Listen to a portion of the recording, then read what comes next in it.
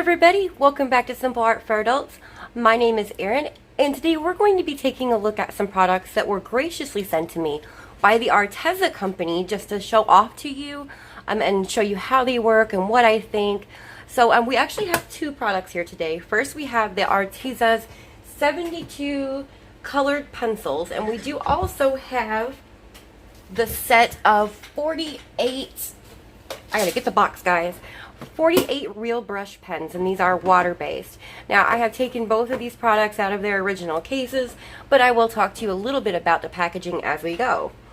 So to start with the 72 expert colored pencils, it says they are artist quality, rich and vibrant colors. The case, or the tin I should say, is not incredibly heavy, but it is very well made. It is hinged in the back so the lid cannot come off. When you open it up, you will see there are 3 trays inside. There are 3 different layers of pencils. The trays each look like this. They are actually not too bad plastic compared to like the Prismacolor trays that come in those sets.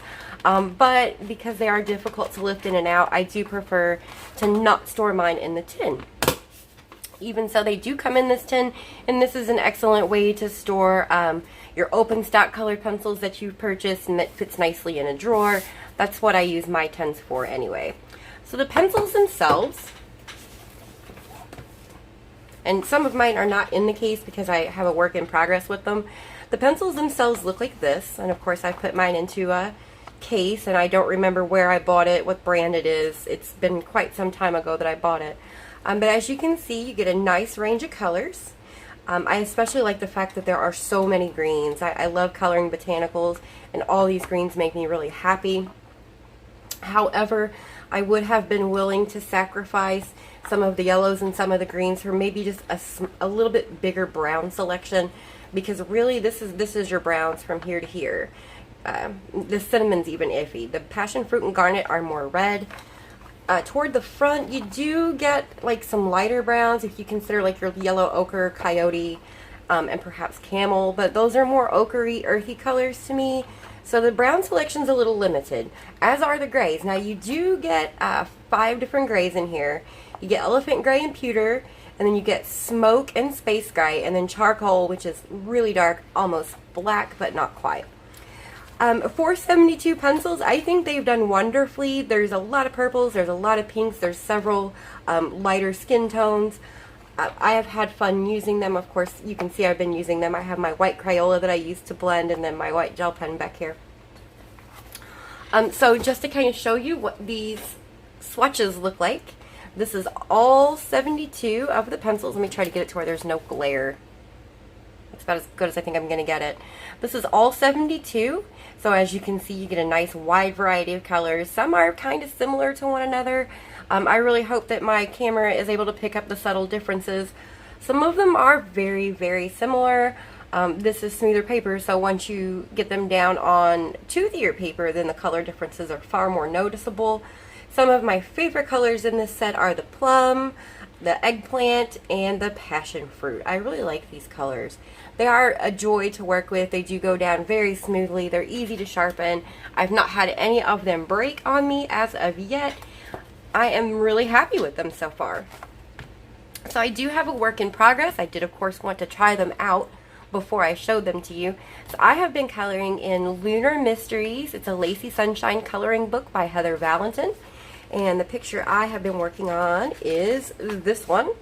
Now, of course, this is Create Space paper, which means it's a weird texture to say the least. It has a strange tooth to it. But now this is being done without any solvents. This is the Arteza pencils, and in some places I used a white Crayola pencil to go over and blend it together. Now, the reason I use the white Crayola pencil is because the Arteza pencils are pretty soft when compared to Crayola. They are not soft when compared to Prismacolor, but they're softer than, say, a Polychromos. So after I got my colors down, I went back in with the white and I blended them down, and that's how I managed to get the nice smooth look. And so far, I'm really enjoying working on this piece. It is really, really cute. Her skin, as you can see, let me see if I can hold it a little bit closer. It did a good job on her skin. She doesn't look like she has some kind of weird skin condition like some pencils do on this paper. I like the way that I was able to get all the different colors into her hair. And I like the way that the yellow went right over the gray to make this pretty moon. And as you can see, the background is all pencil as well, and they blended right into each other very, very nicely. I'm really pleased with them, guys. I mean, for the price, they're absolutely not bad. Speaking of price, I'm not going to be mentioning that in my in this video because those things change. So I've decided to kind of not really mention that, so that somebody who comes back and finds this video in 6 months or a year, they're not going to have any issues. So what I'm going to do is I'm going to take a couple different colors here on my Canson watercolor paper. And I've got a sheet here that I've already cut some out of. So I'm just going to kind of show you guys. So there's the lilac, which is a very nice color. We've got purple iris. And they're just so easy to blend into each other. And I'm not pressing hard at all. You guys need to keep in mind that you are going to see the tooth of the paper here because this is watercolor paper. This is not colored pencil paper. It's a cold press watercolor paper. So it is made, it's going to be difficult to cover up the tooth without a solvent with any pencil. So just to show you how well these colors blend together and how vibrant they are. And like I said, that's with no solvent whatsoever. We've also got some, let's see here, the rose red is a very nice color. I really like it. Nice and vibrant. And I'm applying literally no pressure in this color. It's just coming right down. So you can go back over and layer and layer and layer. As long as you don't press hard, you can get a whole bunch of layers out of these pencils. Alright, so just to kind of take a look at the pencils, let me see if I can find one where it's going to be easy to see. Alright, so we'll take a look at this one. So this is what the pencils look like. They are reminiscent kind of a polychromos. So you've got your capped end up here. You've got your silver stripes around the top. You have the name of the color written nice and big so it's easy to see, the color number, and then the little plus signs here which are a light fastness rating. Now, these are ranked from 1 to 3, like many others. And the thing is with Arteza is that their system is a little bit backwards in that the ones that have 1 star are highly light fast, and the ones that have more than 1 star are not. So it's a gradually increasing. The lower the number, the more light fast it is. Unfortunately, a lot of the pencils in the set are not very light fast. A lot of them do have 3-star ratings, which is indicative that their light fastness is quite low. Let's see, there's one in here somewhere. The fuchsia is apparently off the scale because it has 4 when the scale only goes to 3 that I'm aware of. But you know, for me, if you're going to be coloring coloring books or something and you're not making art and you're not planning to display whatever it is, so if you're just going to color a page, take a digital image, they're going to be fine for that, guys. They're going to be perfectly fine inside your coloring books. I just lost my light. Bear with me just a second. Sorry for the flashing. I'm trying to get the light to fix itself here. Okay. Move this down. Okay, so that's pretty much it for the pencils, guys. I like them. They're nice and smooth. They're easy to sharpen. They haven't broken. The cores are super thick. I think they're like 4mm cores, so it's hard to go wrong with that. And for the price, they are budget-friendly pencils. So, you know, if you're looking for something that's not going to break the bank, I think these are a great option. Keep in mind that you cannot buy them open stock. They are not available open stock. And as far as I know, they only come in a 48 and 72 set, though I could be wrong about that. Alright, so next up on the list of products that I wanted to show you today, we have the 48 set of real brush pens. Unique colors, blendable, water-based ink. I have never used these before, so I was really excited to see these in the box that I received. And just to show you, once again, the packaging they come in is nice for transport, but it is a little flimsy. So it's not good for permanent storage. So I put mine in a hermit shell case, which is hard pack. They don't fit in a standard pencil case because they are too thick. But this, let's pick a color here. This is what they look like. It says the Arteza and the real brush pen. And then over here it's got the color name and number. So we have Autumn Red A118. They also send you a water brush in the box of 48. So it's a real brush, just like a paintbrush. That's how it was designed to be. And essentially you can just use it just like that and color in your coloring books with it. These are water based, so you would want to be really careful about how much you're putting down, because it can make your standard paper kind of pill up. If you use the right kind of paper, if you're actually on a good watercolor paper, you can actually get these to blend out. Now I'm on a toothier paper, so I'm not sure if it's going to work. I did try them on some Fabriano hot press watercolor paper and they blended out. Oh, yeah, they're going to blend out here too. So as you can see, you can use it pretty much like a watercolor. It's really cool. I like it a lot. I didn't get a paper towel, so I'm going to have to clean my brush off over here on the corner somewhere. I'll just let some water out. There we go. Okay. Now you can also, let's try a different color here. I have been playing with these. I really have been enjoying them.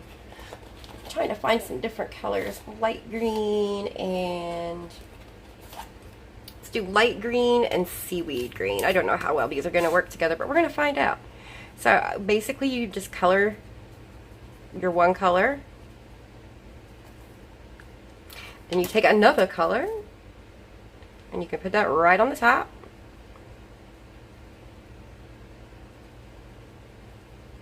And again, this is just Canson, Canson's XL watercolor paper. And then you can come back in.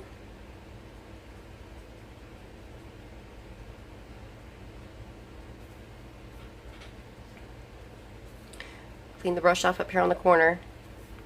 And you can make some pretty decent gradients with it. And it'll just keep moving until it's dry. So some other options that you have, let me see here guys, I'm trying not to lose all my colors. Some other options that you have, whether or not it's going to work on this paper, I haven't tried this yet, the wet on wet. So let me get a little water coming out, there we go. I'm just going to spread this water around in a circle.